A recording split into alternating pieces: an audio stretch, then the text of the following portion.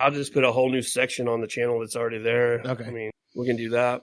The Culinary Chaos Network. Reload Rub, if you are listening, this is your prime chance to sponsor a podcast and get on board with the Culinary Chaos YouTube crew. Reload Rub needs to understand how much we like using grills and smoking meat, and this would be a really good opportunity for them to get on the ground level of these Culinary Chaos videos. Absolutely. I'd love to feature their products, man. I've only had their product one time. It's been probably a year or two, but I know Johnny and Todd, they use that stuff religiously, man. I mean, yeah, they do. And on everything, like Johnny'd be like, brought me a bag of oranges home from Kroger. Couldn't wait to get home, put some of that double lot buckshot little stuff on my. I know Reload doesn't have a double lot buckshot, but you should. It fit well, dude. It fit well in the story. So, Johnny, I know you listen to the podcast. Do me a favor. Get a hold of the people at Reload Rub. Let them know that we gave them about a full 2 minutes on this podcast. we got a deal for them. And we got a deal for them for sure. And then they can just get a hold of us through the Instagram. Get a hold of us, Titty and Shiner Show at gmail.com. Is that correct? That is correct. My read back is correct. Okay. Yeah. Contact us there and love to talk to you because not only are we going to do some chaos just in our own kitchens, we might do a kitchen takeover somewhere. Mm-hmm. You never know. We might even go as bold as to take over somebody's food truck. Ooh, that'd be a good. Come get your shit food from the Shitty and Shiner Show. I wonder what kind of hoops we'd have to jump through to be able to take over a food truck and serve for like an hour. I don't know, but honestly, I'd rather do it at a homeless shelter. If I'm gonna, that'd be kind of cool. Yeah, if I'm gonna go serve people, I want to do it where it means something and not. Hell, they got phones. We don't know. There could be some homeless guys in Tulsa that listen to this shit show. I don't know. Yeah, and if you do, the stuff that you get out of the garbage to eat sometimes, which I know you guys do, you probably shouldn't, but you do, would probably go down a lot better with some Reload Rub. Just saying. So I don't know, man. That's a weird culture or subculture, the homeless community. Because, man, there are the ones out there that the mental illnesses ate them up, but there's also ones out there that just have, crazy, incredible stories of how they ended up there. And there's nothing really wrong with them. Yeah, there's some people out there that are just stubborn. My mom, my parents used to live in a condo that was down on the River Park system in Tulsa, and there's a large contingency of the homeless make camps down there. And my mom got to the point she'd just go over and start talking to them, and yeah, she ran across ones that, weren't really in tune with reality, but she got a lot of cool stories from people. But Tulsa has a good number of homeless shelters. And so that always bothered her why there's still people on the streets. And she asked this one guy who he had a grocery cart just full of stuff, but on top of everything was an American flag that was. And so she asked him, like, why don't you go to the shelters? And he explained to her, he said, I can't take my personal belongings in with me in this basket. And that American flag was the American flag that was draped over my brother's casket when they sent him home from Afghanistan. And I refused to leave that outside unattended. Wow. And man, it just broke my mom's heart. She was just like, this guy, he wasn't mentally ill. He just met some really hard times. But in all his tough travels, man, that flag was his priority. And I was like, God, man, I got a lot of respect for that dude. Well, imagine what you got to do to climb out of that, especially if you do it on your own. When you get down that far to homelessness, obviously you can't afford much less probably don't have a job.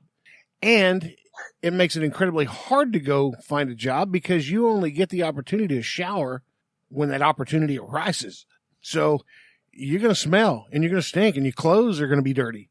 And how are you going to go to an interview and them smell you from across the room and say, we'd love you to come to work. I'm sure some of these homeless people love to be working a damn $7.50 an hour job. when I had my barber shop, oh God, I wish I could remember this guy's name, and I will probably at 3 a.m. But there was a guy that approached me, and basically he worked with a lot of people in the homeless community. He worked with them and took them supplies and this and that. Every once in a while, he'd run across one that he would decide he was going to pull the trigger on, and he would bring them to my barber shop, and he worked a deal out with me. And by the time he got them to us, he had bought them clothes and all this other stuff. But we trimmed up the beards, gave them good haircuts, and got them cleaned up. They put their new clothes on in the bathroom we had there. Dude, you wouldn't believe the transformation that happened. Oh, I'm sure. And he was always like, he would, get up the next day and he would go and get them, or he'd, put them in a motel room and he would take them to their job interview. And he was trying really hard to get them off the streets. But I always thought that dude was just so freaking cool for doing that, man. I never talked to him about how he decided who he was choosing to do it, but man, he was an intriguing cat for sure. Well, if you could get businesses involved, like if you could, I know it sounds dumb to just be handpicking, but you'd like to help everybody, but if you could handpick one homeless person and say, okay, today's your lucky draw. I'm going to take you over to this place. I'm actually going to take you over. I'm going to take you to Walmart, and we're going to get you a pair of shorts and a t-shirt and some socks and a pair of tennis shoes, just something cheap, right? And then I'm going to take you over to this place where you're going to, you can take a shower and clean up and all that mess. And you can put these clothes on. Meanwhile, we're going to take these clothes and we're going to take you over to X's haberdashery. And, you're going to find a nice shirt, some nice pants, maybe a tie. And this haberdashery, maybe do this once every 2 weeks, give some little bit of clothes away. And then maybe the shoe store might, do like up to $25 pair of shoes. In other words, you could make it to where it really doesn't cost any money to do it. I remember when I started, he started bringing those guys in. I told the barbers that I worked with, I was like, hey, here's the deal. If it just is your luck of the draw and you get one of these dudes, the shop will pay you for their haircut, And they were like, what are you talking about? So I kind of explained the situation, and props to those dudes, man, because every single one of them was like, no, man, Shiner, it's cool. Like, that's just a haircut we're doing for free for the greater good. That's what we're willing to bring that to the table. So I was super proud of those guys. It's always nice to know you hire employees that kind of have some of the same values you have. But I did ask that dude one time. I was like, okay, let's say for every 10, how does this shake out? He said 8 of them will get a job, and four of those will keep it long term. So he's talking overall 40%. He's changing. Yeah. If you could just change one, I'd be happy. He said right around 40% was his success rate. So, I got to remember that dude's name. We got to get in contact with that dude. It was a really cool thing that he was doing. Hey, Donnie, unplug and grab your laptop. I got to show Shiner something. Oh, Jesus. That's the tallest midget I've ever seen. Yeah. He's got a sticker on his laptop that we don't have. Well, now I'm intrigued. Oh, my God. In Trev, we trust. This is a face caricature of a meteorologist in the Tulsa metro. His name's Travis Meyer. Son, you misspoke. Not a meteorologist. The meteorologist. The meteorologist in Tulsa. His name's Travis Meyer. He's been a meteorologist over 40 years. And he's kind of self-serving as a meteorologist, and I'll tell you why. You're getting ready to piss some Tulsans off. He's got a cattle ranch. Mm-hmm. Oh, yeah. And when you raise animals and do stuff with animals and you have to do things with animals, it's nice to know what the weather's going to do so you can get it done. Yeah. So if you become the best at predicting the weather, you can run a pretty good cattle operation. I wonder the percentage of people that tune in to Channel 6, to CBS, when we have severe weather. Because he's the most dependable cat out there. I'll bet you a $10 bill, it's 60%.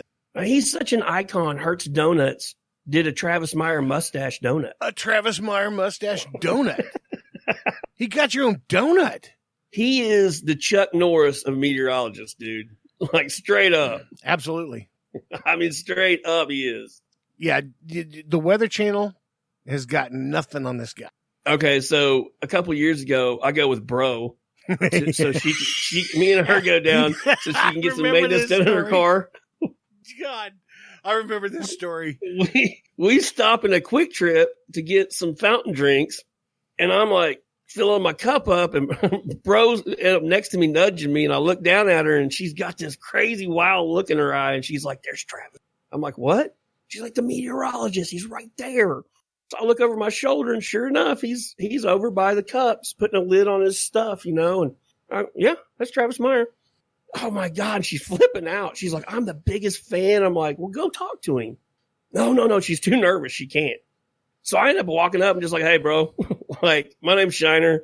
This is my friend, Bro, and she is like your biggest fan ever, and she would really like to compose herself and take a selfie with you." And he's like, "Sure." So they snap a selfie. Dude, you would have thought I took her out to meet the biggest celebrity on the face of the planet. She did not shut up about that the rest of the day.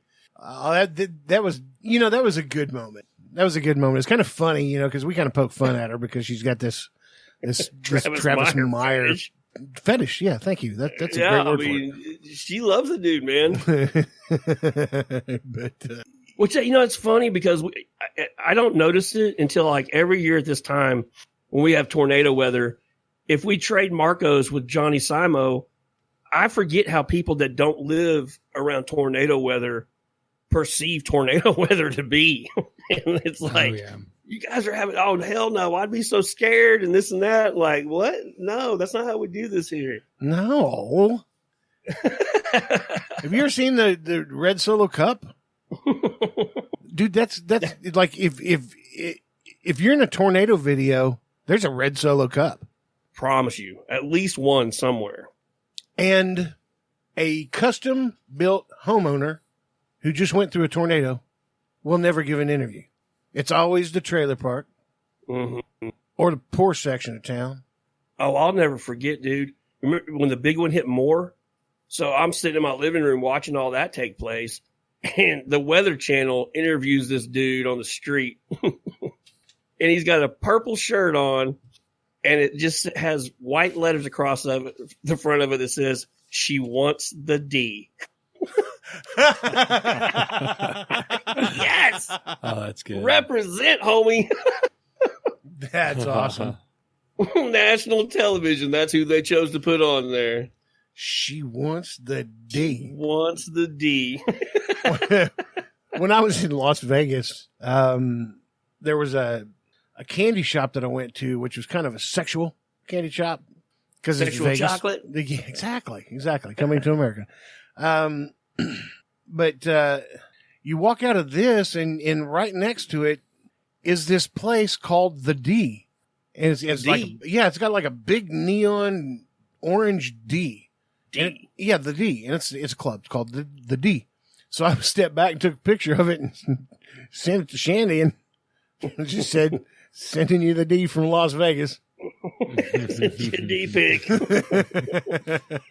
We'll play on words. You wanted some D? Here you are. It's capital. Not a small. Get you that big D. Yeah. Get you that big D on. Don't want no lowercase D. You want uppercase D. For those that are not around, that are not from Oklahoma, that listen, what do you think are people's? I'm curious because I remember years ago this trip back in high school, and you just meet a lot of people, and when people hear you're from Oklahoma, misconceptions. Yeah.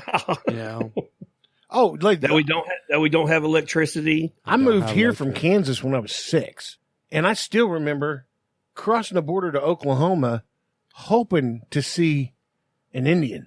Oh, is that right? Yeah, like war feathers, war paint, come up on the horse, greet us at the travel stop, whatever.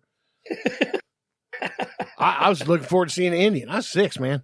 Cowboys and Indians. Couldn't wait, could you? You know, the Cowboys always win. Screw the Cowboys. I want to be an Indian, right? I'm going to carry me a knife.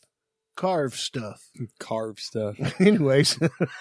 make some fire. But yeah, you're right, because people's notions of what they think about something that's completely opposite is